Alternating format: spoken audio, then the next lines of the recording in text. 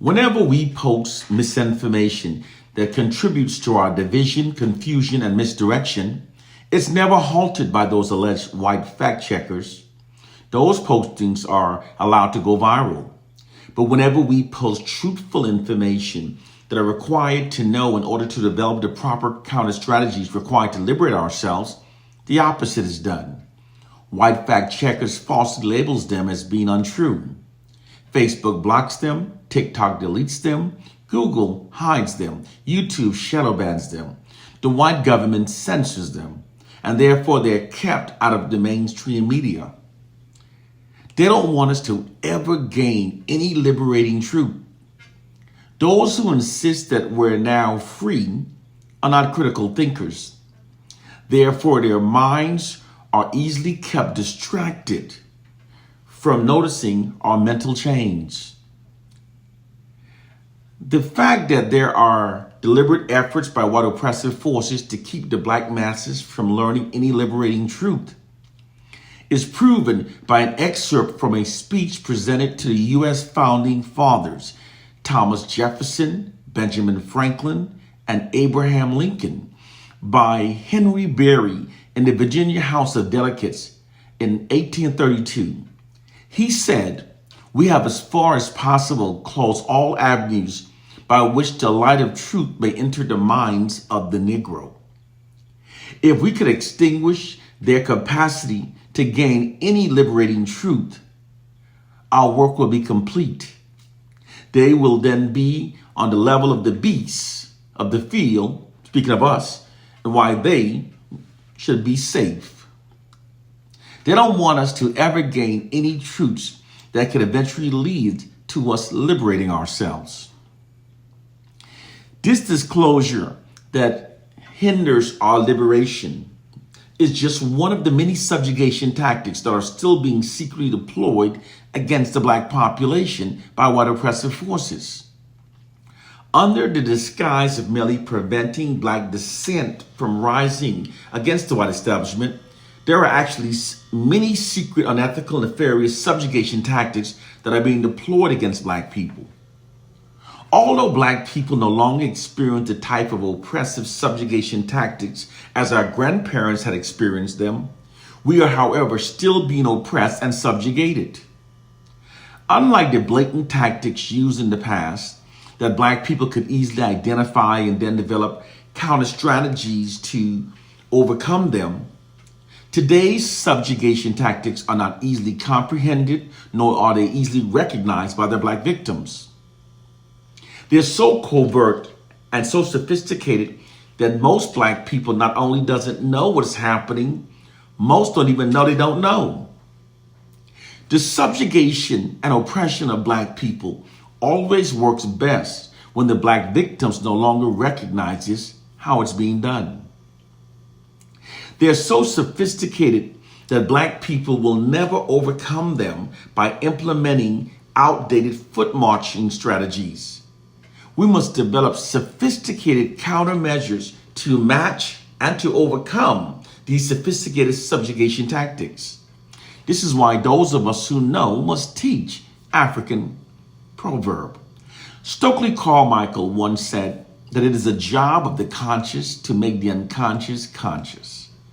It's within the spirit of those words that this information is being shared to the black masses. I'm going to provide you with a summary of 2 additional subjugation tactics that are presently being secretly, systematically deployed against the black masses. The white society first began the subjugation of black people during our early education development, when our minds are young and most impressionable, wherein which black students are being subjected to an educational curriculum that exaggerates and exalts the achievements and history of only white population, while withholding virtually all black racially affirming facts from black students throughout their entire education development, thus rendering black students totally ignorant of their own achievements and history. Essentially, the self-image and self-esteem of black students are being systematically diminished by an educational curriculum designed to inspire only its white students. For many black children, their schools are the places where they first experience the implication that whites are inherently superior to blacks. And this is being deliberately done. This practice is an essential factor in maintaining the white society's social dominance over the black population. Because according to white social scientists, for a ruling class to maintain its position of social dominance over its subordinate oppressed population, it must condition the oppressed from a very early age to accept their subordinate status and to adhere to the authority of the dominant culture. To achieve this, the education given to the oppressed population from the time that their minds are young and impressionable must be the type that denies them of a racially affirming curriculum. When the oppressed population is denied of a racially affirming education, this conditions them to perceive themselves through a false inherent subordinate identity that makes them accept their subordinate status within the society. This is the truth of our plight and condition. Yes, this is a subjugation tactic.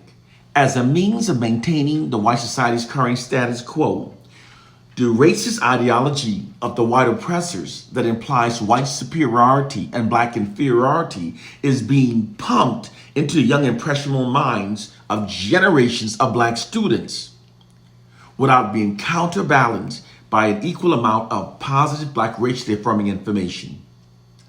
This imbalance is intentionally designed to subliminally ingrain the myth of white racial superiority and black inferiority into the subconscious minds of black students.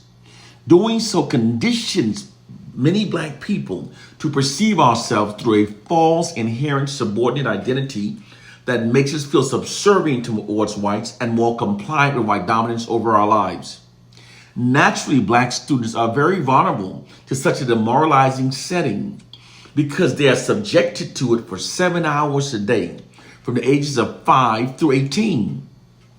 Clearly, considerable damages can be done to the mental health of black students within such a large time frame. Now, that's the first covert subjugation tactic that's being deployed against black people systematically. Now, here's the second tactic. After black people complete our education, our collective minds are then being perpetually manipulated to think in ways that serve the system of white supremacy through unrelenting media propaganda campaigns. Presently, there are white government agents that specializes in psychiatry and propaganda that works unrelentingly behind the scenes, manipulating the collective minds of the black masses. These men govern our minds, molds our opinions, and shapes our perceptions in ways that serves and protects the system of white supremacy. Those men are the reasons why many black people are now self-loathing, perceives ourselves as being our own worst enemies, and reveres and defends our oppressors in spite of such a brutally horrific history of the contrary. They determined a long time ago that they could control us and prevent massive unified black retribution against the white establishment by perpetually keeping black people believing the fraudulent worst narratives about ourselves. People are easily controlled by the information that they repetitively receive about themselves. When people are constantly fed positive, affirming information about themselves, this raises their self-esteem and it unifies them. It doesn't matter if the information presented is untrue. Most people will act accordingly to the information because they've all been given the same information about themselves. However, when people are constantly fed fraudulent negative information about themselves, the exact opposite happens. They become demoralized, divided, self-loathing, and it shifts their collective aggressions away from their oppressors and it redirects it towards themselves. They also become more compliant with their oppressors' dominance over their lives. In fact, many will even prefer it. It also creates self-hatred and disunity, which attacks the foundation of what bonds the people, and they can then be ruled over forever. And again, it doesn't matter that the information presented is untrue. Most people will act accordingly to the information because they've all been given the same disinformation about themselves. This demoralizing example is precisely what white oppressive forces are deploying against the black population. The white media's unrelenting negative depiction of black people that amplifies the negative to the point that it distorts our reality is much more than just biased media reporting. It's actually a black racially demoralizing divide and rule psychological warfare campaign. Demoralized divide and rule is the method of maintaining control over a targeted population through constant and unrelenting demoralizing disinformation in order to create self-hatred and division between them. Throughout history, oppressors have often deployed demoralizing psychological warfare against the oppressed. Because when the oppressed are demoralized and made self-loathing, they are much more easier to control and subjugate. Demoralized divide and rule is a well-proven psychological warfare tactic used for subduing and controlling targeted populations. This nefarious tactic was never abandoned. It's the warfare tactic that white oppressive forces presently deploys against the black population. This propaganda campaign is deployed like a massive media marketing campaign that constantly subjects the black population to receiving only the fraudulent worst narratives about ourselves.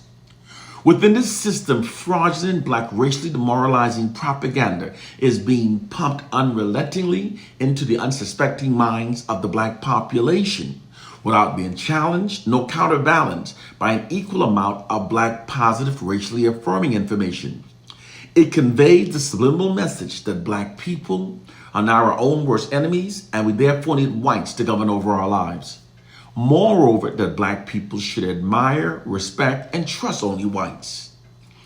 This system is extremely effective because when black people are repetitively presented those noted narratives from trusted white media sources, it can be very difficult to resist its implied propaganda programming, especially when the propaganda is being told daily and so unrelentingly.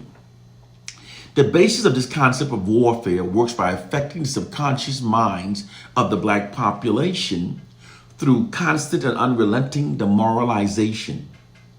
It works by tapping into the immense power that shame and humiliation has upon the human mind. Its weapon is the demoralizing message that it carries and the way that it adversely affects the black population in terms of our perception, beliefs, and behaviors. With time, being unable to refute the constant negative information being told about ourselves, many black people eventually comes to accept them. The constant taunting of negative black racially demoralizing propaganda creates self-hatred and disunity, which attacks the core foundation of what bonds us as a people, and we can then be ruled over forever. This is all possible because people are like computers. All you have to do is keep giving people certain information every so often, and you can persuade an entire generation towards an applied objective. And again, it doesn't matter if the information presented is untrue. Most black people will act upon it because they've all been given the same disinformation about ourselves. The goal is to inundate black people with so much negative disinformation about our racial group that we become so demoralized that we give up any idea on liberating ourselves. We can then be ruled over forever. This isn't some feeble-minded conspiracy theory. It's in fact so obvious that it's only by not critically thinking that it cannot be seen. You see it with your own eyes. All you have to do is start critically thinking. When critically thinking it becomes obviously clear to see just how cartoonishly unrealistic it actually is that virtually all information that we receive about ourselves from white sources are consistently negative. That's cartoonishly unrealistic. It's being done to keep us demoralized. Because when the oppressed are demoralized, it divides us, makes us self-loathing and easier to control. Brothers and sisters, it's time to wake up to our reality. Our condition has nothing to do with a silly slave syndrome myth. The white society writes all of our narratives. They literally controls our interpretation of ourselves. And they maintain their dominance over us by keeping us believing the fraudulent worst about ourselves. One love and peace.